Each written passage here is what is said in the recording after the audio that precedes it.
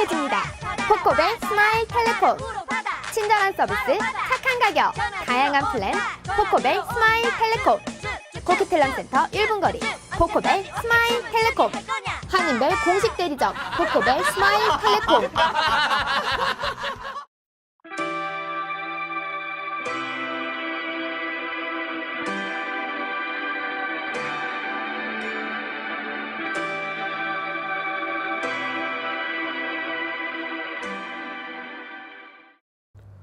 지난 17일 아프가니스탄 수도 카불의 한 식당에서 자살 폭탄 테러와 총격 사고가 발생해 캐나다인을 포함한 외국인 13명 등 최소 21명이 숨졌습니다. 테러가 발생한 식당은 UN 직원과 외국인들이 주로 찾는 곳으로 한국인이 포함됐는지는 알려지지 않고 있습니다. 아프가니스탄 내 한국 대사관 인근의 한 식당에서 17일 탈레반으로 추정되는 일단의 테러범들이 자살 폭탄 테러와 자동 소총을 이용한 테러를 자행했습니다. 이 테러 사건으로 외국인 13명을 포함해 최소 21명이 숨졌다고 현지 경찰은 밝혔습니다.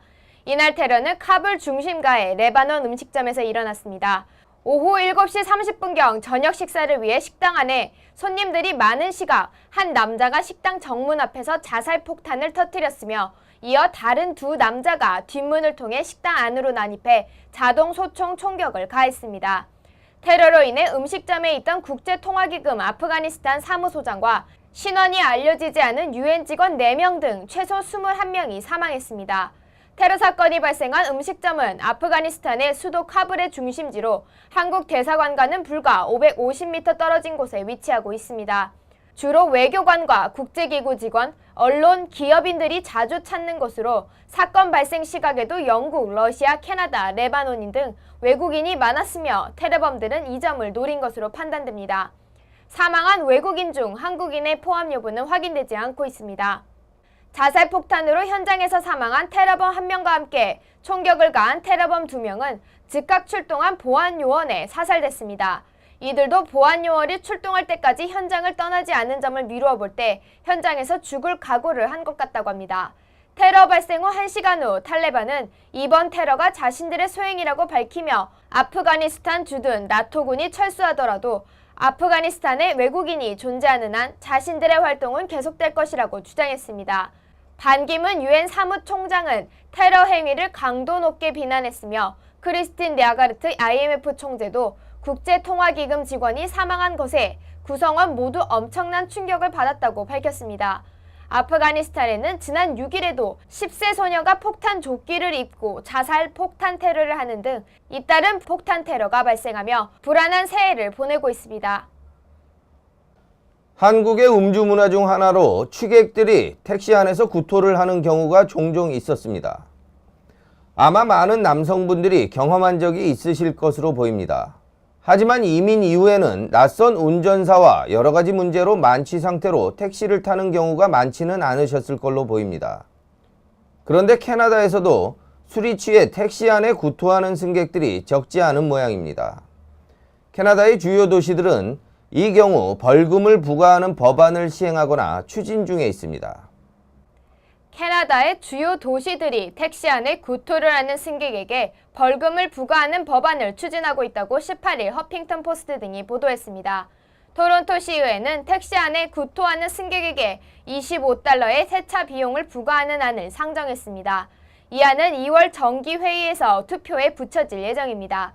캘거리에서는 이미 $100의 벌금안이 통과돼 올해 시행을 앞두고 있습니다. 오타와의 세인트 루이스, 미국 시카고도 캘거리와 비슷한 수준의 벌금을 부과하고 있습니다. 일부 택시기사들은 토한 승객 때문에 입은 손실을 보충하려면 $100의 벌금도 충분치 않다고 말하고 있습니다. 캘거리시 택시기사 폴 세컨 씨는 손님이 차 안에 구토를 하면 그날 영업은 끝난 것이라며 택시가 입는 손실은 세차비보다 더 크다고 주장했습니다. 캘거리에서는 많은 택시 기사들이 수요가 가장 많은 밤 시간에 승객을 태우지 않고 퇴근해 시민들이 불편을 호소하고 있습니다. 그 이유는 택시 기사들이 취한 손님들을 태우기 꺼리는 까닭이라고 합니다. 이스라엘을 공식 방문한 스티븐 하퍼 총리가 베냐민 네탄야후 이스라엘 총리와 정상회담을 가졌습니다. 하퍼 총리는 200명이 넘는 대규모 수행단을 이끌고 18일부터 이스라엘에 공식 방문 중입니다. 기업인과 문화계 인사 등 200명이 넘는 공식 수행단을 이끌고 이스라엘을 방문한 스티븐 하퍼 캐나다 총리가 방문 이틀째 베냐민 네타냐후 이스라엘 총리가 주최한 공식 환영식과 회담을 가졌습니다. 19일 예루살렘에서 열린 환영식에서는 두 총리의 부인인 사라 네타냐후, 로린 하퍼 등이 동석해 나란히 앉아 기념 촬영을 하고 만찬을 즐겼습니다. 이 자리에서 네타냐후 총리는 취임 이후 처음 이스라엘을 방문한 하퍼 총리를 유대 국가의 위대한 친구라고 부르며 환영사를 진행했습니다. 2006년 집권 이후 하퍼 총리는 국제사회의 각종 현안에서 변함없는 친이스라엘 입장을 보여왔습니다. 팔레스타인의 이스라엘 정착촌 건설과 시리아 공습 등 국제사회가 이스라엘을 비난할 때에도 캐나다는 이스라엘 입장을 두둔하거나 침묵하며 이스라엘과의 공조를 유지했습니다.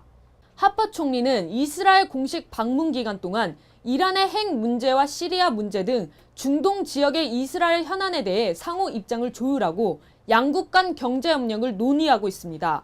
이번 방문에는 존 베어드 외교장관, 제이슨 케니 고용부 장관, 제임스 무어 산업부 장관, 조 올리버 자원부 장관 등 정부 강요와 기업인과 문화계 인사들이 대거 참가한 것으로 알려져 있습니다. 캐나다 식품검사청은 체내에서 유산을 일으키는 리스테리아균에 오염된 햄 제품에 대해 회수를 지시했습니다. 문제가 된 제품은 리플 크릭 팜사의 히코크리 스모크드 스파이럴 슬라이스 햄으로 BC주와 알버타주에 유통되었다고 합니다. 리콜 조치가 이루어지는 햄은 유통기한이 2월 13일 이전의 것입니다. 리스테리아균은 섭취하게 되면 식중독을 일으킬 수 있는 박테리아의 일종입니다. 증상으로는 구토, 메스꺼움, 지속적인 발열, 근육통, 목의 뻣뻣함이라고 합니다. 임신한 여성이나 노인 및 약화된 면역 체계를 가진 사람들에게는 특히 취약하다고 하니 주의가 필요합니다. 관계기관 측은 현재까지 햄의 박테리아에 의한 질병 신고는 없다고 밝혔습니다. 뉴욕 플래싱에 위치한 맥도날드에 한인 노인들이 오래 앉아 있어 매장과 마찰이 있던 뉴스는 뉴욕타임즈가 대서특필하면서 전 세계가 알게 된 내용입니다. 한인 노인들이 이 매장에 너무 오래 앉아 있어서 영업에 방해가 된다고 판단한 매장 측이 20분의 짧은 시간을 내걸었고 이에 항의하는 한인 노인들을 경찰관을 불러 내쫓았던 사건이죠. 이 사건이 양측의 화해와 이해를 통해 결국 해피엔딩으로 정리되었습니다. 다행입니다. 일파만파로 퍼지던 뉴욕 맥도날드 사태가 해당 업체의 공식 사과로 극적으로 봉합됐습니다. 맥도날드 파슨스점을 운영하는 잭 버트 사장과 한인 노인들은 19일 한인 정치인 김태석 뉴욕주 하원 의원의 중재로 만남을 가진 뒤 상호 간의 앙금과 오해를 풀고 화해했습니다. 이날 맥도날드 측은 잭 버트 사장과 마케팅 담당 책임자가 나왔고 10여 명의 노인 고객들과 김태석 의원, 강은주 수석고문, 김광석 KCS 뉴욕 한인봉사센터 회장, 린다 이 사무총장이 함께했습니다. 맥도날드 측은 노인들이 오래 머물렀다는 이유로 경찰에 신고한 행위가 적절치 않았다며 공식 사과하고 다시는 이런 일이 없을 것을 약속했습니다. 버트 사장은 이와 함께 노인들에게 위압적으로 대한 매니저를 교체하고 한인 고객들의 편의를 위해 한인 종업원 1명을 채용할 것을 약속했습니다. 맥도날드 측은 기존 20분으로 돼 있는 매장 이용 시간을 1시간으로 늘리고 이를 안내하는 문구를 한국어와 영어, 중국어로 병행 표기하기로 했습니다. 버트 사장은 오전 11시부터 오후 3시까지는 점심시간과 인근 플러싱 고교 학생들이 몰리는 시간인 만큼 자리가 없을 경우 너무 오래 머물지 말고 좌석을 양보해 줄 것을 부탁드린다며 그 시간 외엔 얼마든지 계셔도 괜찮다고 당부했습니다. 한인 노인들도 소수였지만 지나치게 오래 머물러 가게에 피해를 끼치는 등 미안한 일도 있었다고 인정하고 한인 노인들도 가까운 맥도날드 매장이 잘못되기를 원치 않는다며 단골 고객으로 얼마든지 협조하겠다고 화답했습니다. 버트 사장은 여러분은 우리에게 정말 소중한 단골 고객이다. 협조를 해주신다니 너무나 감사하다고 거듭 사의를 표했습니다. 이 자리에 참석했던 조모 할아버지는 지난 2일 경찰이 왔을 때 커피를 산 지 5분밖에 안 됐는데 쫓겨났다고 황당했던 경험을 토로한 뒤 누가 언제 왔는지 알 수 없는 상황에서 빚어진 실수라며 이해한다고 말해 이날 화해를 더 극적으로 만들었습니다. 맥도날드 사태가 인터넷 토론으로 번진 한국과 미국에서도 논란이 확산되던 가운데 이번 화해는 김태석 의원이 큰 역할을 했다고 합니다. 뉴욕주 하원 의원인 김태석 의원은 맥도날드 매장에서 한인 노인 고객들이 경찰에 의해 쫓겨난 사실이 3일 뉴욕 한국일보에 처음 보도된 이후 버트 사장과 접촉, 화해의 자리를 조율해 왔던 것으로 알려졌습니다. 사상 처음으로 미국의 공립학교 교과서에 동해를 일본해와 병기해 표기하도록 의무화하는 법안이 미국 버지니아주에서 진행되고 있습니다.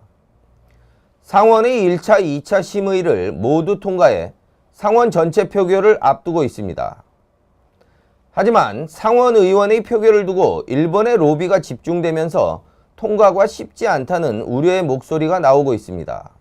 이번 법안이 버지니아주에만 해당되는 사안이기는 하지만 다른 주에 미칠 영향을 고려하면 중요한 문제입니다. 버지니아주 공립학교 지리 교과서에 그동안 일본해로 표기해오던 동해를 일본해와 동해가 병기하도록 의무화하는 법안이 주 상원의회의 표결을 앞두고 있습니다. 상원이 소위원회 6명 전원이 찬성하고 교육위원회의 찬성 9표, 반대 4표로 1, 2차 관문을 통과했던 법안은 21일 상원 전체 회의에서 상원 통과의 결론이 납니다. 두 차례에 걸친 소위의 우세한 지지 속에서도 상원 전원회의를 통과하는 것이 쉽지 않다는 전망이 나오고 있습니다.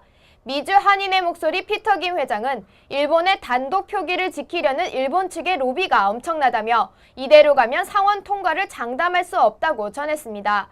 일본 측은 시간이 부족하고 이목이 집중된 소위원회의 표결을 피하고 의원수도 많고 상대적으로 접근이 용이한 전원 표결에 집중적으로 로비를 진행하고 있다고 합니다.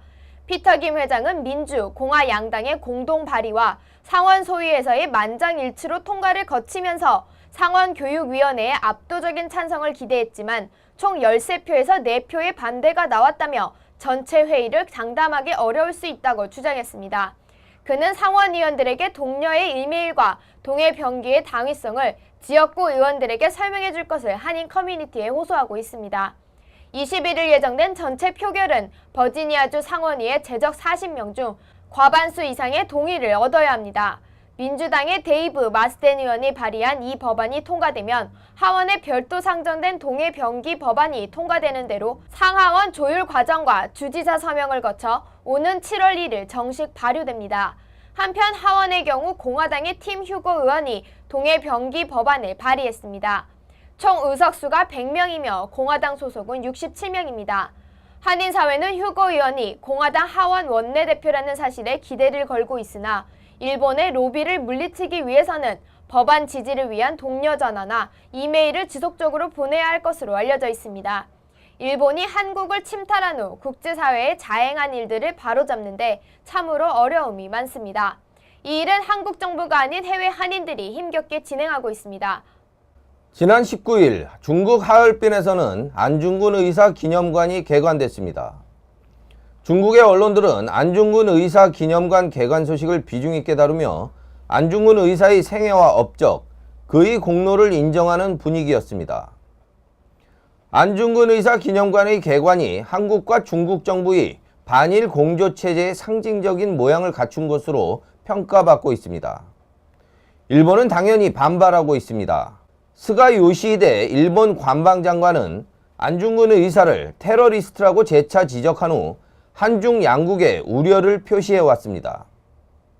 한국과 중국 정부가 중국 하얼빈의 안중근 의사 기념관이 개관된 것과 관련해 공조관계를 구축한 가운데 일본이 반발하면서 3국 간 외교 마찰로 비화될 조짐을 보이고 있습니다.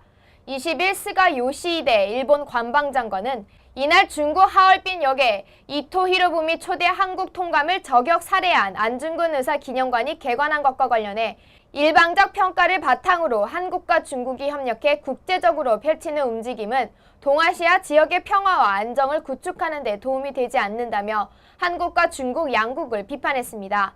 스가 장관은 안중근 의사에 대해 사형 판결을 받은 테러리스트라고 재차 지적한 뒤 일본의 입장과 우려를 한국과 중국 양국에 전달하며 안중근 의사의 기념관 개관은 매우 유감스럽다고 주장했습니다. 이에 앞서 전날 이하라 주니치 외무성 아시아 대양주 국장은 한국과 중국의 주일 공사들에게 전화를 걸어 일본의 입장과 맞지 않는 것으로 매우 유감스럽다고 항의했습니다. 하지만 중국 언론들은 기념관 개관을 비중 있게 소개하면서 관심을 보였습니다. 관영 신화통신은 19일 자사 중국판 트위터 웨이보를 통해 개관 소식을 기념관 내에 설치된 안중근 의사의 흉상사진과 함께 속보 형태로 보도했습니다. 중국 최대 포털 사이트 바이두 등 주요 포털 사이트와 광명망 등 주요 뉴스 사이트들도 안중근 의사의 생애 등과 함께 기념관 개관 소식을 자세히 전했습니다. 한국 외교부는 동북아 국가들이 안중근 의사가 주창한 동양 평화론의 숭고한 정신을 되새기면서 올바른 역사의식의 기초에 진정한 평화 협력의 길로 나아가기를 기대한다며 기념관 건립의 의의를 설명했습니다. 한국과 중국의 역사 전문가들은 안중근 의사 기념관은 양국이 일본으로부터의 공동의 아픈 기억을 보유하고 있는 데 따른 것이라고 말했습니다. 이들은 현 시점과 미래에 일본의 우익 정치 세력을 경계하고 반격하는 데 있어 공조를 강화하는 것은 무척 중요하다고 주장하고 있습니다. 일본의 망언은 오늘도 계속되고 있습니다. 일본 아베 신조 총리의 측근 정치인이 일본의 야스쿠니 신사는 미국의 알링턴 국립묘지와 같다며 일본 총리가 국립묘지를 참배하는 게 어떻게 문제가 되냐는 황당한 논리를 언급했습니다. 아베 총리의 야스쿠니 신사 참배를 우려한 미국 정부에 대해 비난하는 발언이었습니다.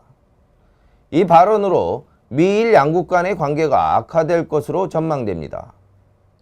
19일 중국 관영 신화항은 하기요다 고이치 일본 집권 자민당 총재 특별보좌관이 지난 17일 당 청년국 모임에서 총리의 야스쿠니 참배에 따른 미 국무부의 실망 성명과 관련해 공화당 정권 때는 그런 트집 잡을 일이 없는데 민주당 오바마 정권이라서 그런 것이라고 말했다고 전했습니다. 이 같은 논리를 편 최초 장본인은 아베 총리입니다. 그는 작년 5월 미국 외교 전문 잡지와의 인터뷰에서 미국민들이 전사자들에게 경의를 표하는 알링턴 국립묘지를 언급하며 A급 전범이 합사된 야스쿠니 신사를 미국 알링턴 묘지에 비유하는 궤변을 늘어놓았습니다. 이런 비유는 당시에도 큰 논란을 일으킨 바 있었습니다. 이러한 일본 측의 시각에 대해 20일 중국의 비영리 연구단체인 아시아 폴리시 포인트의 민디 코틀러 사무국장은 내셔널 인터레스트의 기고문을 보내 야스쿠니, 알링턴과 같다는 아베의 논리에 대해 조목조목 반박하며 비난했습니다. 코틀러 사무국장은 기고문에서 미국 알링턴 국립묘지는 야스쿠니와 달리 전쟁 범죄자들이 포함되어 있지 않고 명예제대한 군인들만 안장됐는데 전범이 합사된 야스쿠니 신사와는 본질에서 다르며 아베의 이런 비유는 매우 잘못된 것이라고 주장했습니다. 하지만 2차 세계대전 전범들을 자신들이 추모해야 할 전쟁의 신으로 간주하는 일본의 우익 정치계가 이러한 주장을 들을 리는 없어 보입니다.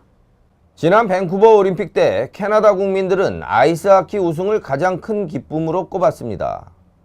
당시 미국과의 올림픽 결승에서 천금 같은 결승골을 터뜨리며 금메달을 안겨준 시드니 크로스비는 국민 영웅이었습니다. 시드니 크로스비가 이번 소치 동계올림픽에서 캐나다 아이스하키 팀의 주장으로 출전한다는 소식이 캐나다 언론에 크게 보도되었습니다.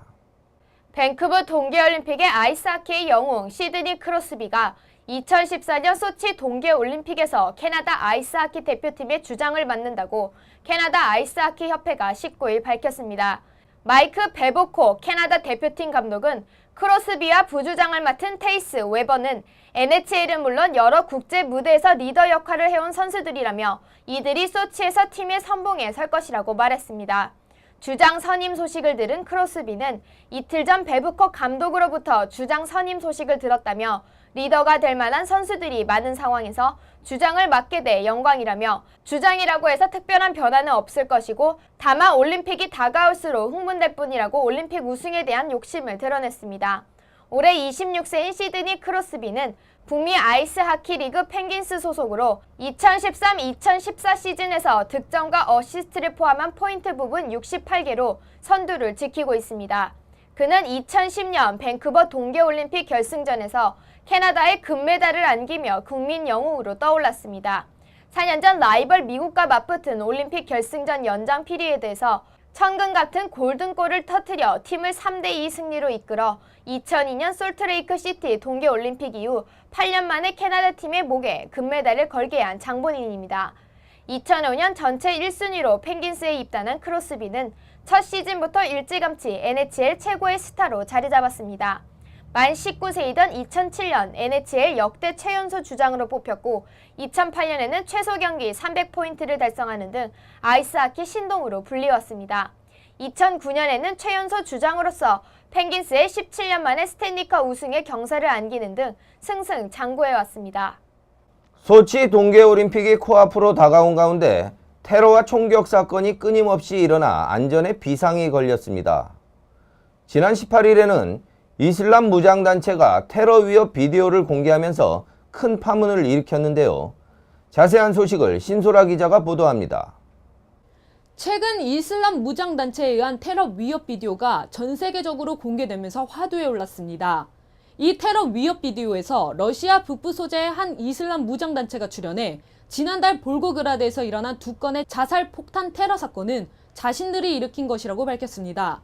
이어 소치올림픽 개최와 동시에 푸틴 러시아 대통령과 여행자들에게 선물을 할 것이라며 테러를 예고했습니다. 잇따른 테러 사건과 테러 예고로 이번에 개최될 소치올림픽의 안전이 우려되고 있는 상황입니다. 이번 테러 예고 동영상을 접한 미국 국토안보위원장과 정보위원장은 테러 집단들이 무엇보다 교통편 등의 취약한 목표물을 우선적으로 노릴 것이라고 예측했습니다.